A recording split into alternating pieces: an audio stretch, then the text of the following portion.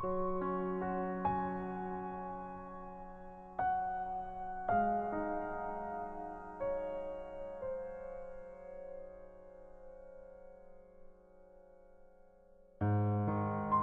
knew that it was going to be a bad afternoon. Of course, they had been telling us about it for a couple of days. And our TV had gone out.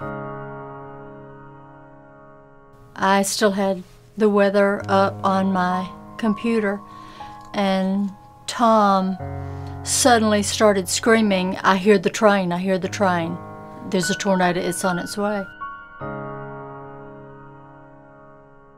I actually opened my front door and saw the funnel cloud. I remember yelling back to my children, hit the bathtub, lay down, and I watched the cloud, and you just start to pray and say, please don't send it down the street. I remember, I said, well, all I've got to do is wrap my wife's arm like this, and if we go together.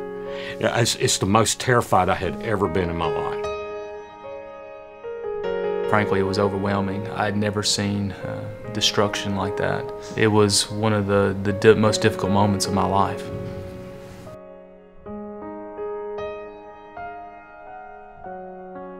I remember looking at it and I go, this is Hiroshima. This looks like the atomic bomb.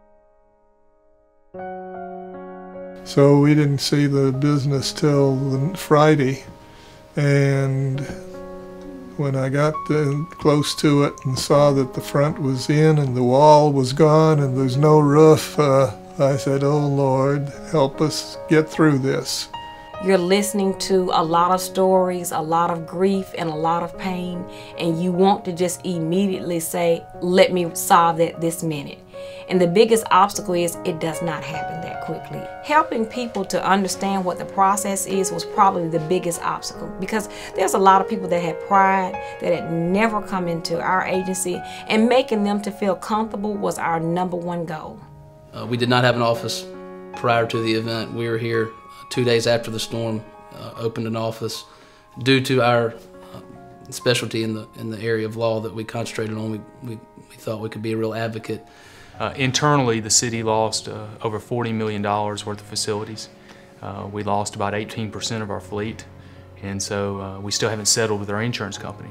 So remaining just operational as a city itself has been a challenge. They have just resisted us at every turn to pay us what our policy said we were insured for. The insurance company would prefer not to pay the claim, or if they did pay it, they want to piecemeal it or pay just enough to pacify the insured. I have many clients who have had to accept a substandard condition of life that they didn't have prior to the storm. You know, the insurance company does this for a living. They're a very complex, sophisticated, and profitable organization that is headquartered in corporate USA somewhere, that has branch offices, and they come in an area of disaster, and they're using all their tools to protect their interest while the insured is by themselves, more or less.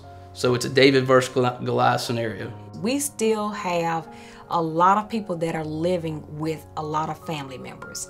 The checks will soon expire, and things are getting quite uncozy in some people's houses. We were staying at Pam's sister's house, and that's great, but it's still not home. You know, it's not the bed you've been sleeping in, it's not the kitchen you make your coffee in the morning. It was more than just a home, a livelihood, and a part of our enjoyment of our lives. The city did kind of throw me a curve. They didn't even want me to open up anything because there was no handicapped toilet out here. But we were able to talk them into letting us do the pickup and delivery. I'm seeing a couple businesses that are finally getting a chance to do something, but they're having to change their ideas too. There's not unanimous consent. I don't know if everything in the Tuscaloosa Forward plan will work. Too many people have suffered for us just to go back to the way it was. We want to build something that 25 years from now we can be very proud of. There is an arrogance that I'm extremely concerned about, that we're going to build it bigger and better. And I'm not saying we don't have problems, and those problems don't need to be dealt with, but it wasn't bad before the storm. Why do you want to change it now? And our community has been real resilient. It's bounced back to me fairly well, but we have seen now a bigger need of individuals coming in here that still need the basics. Home builders, landlords are not going to build back new housing because there's no market for it. So you're going to have a long period of time before you see large stretches of land rebuild themselves. There are a lot of us who have incurred a huge amount of debt. We're incurring legal fees. We need help. Even when you're insured, you do not have enough money to do what it takes to get back up on your feet.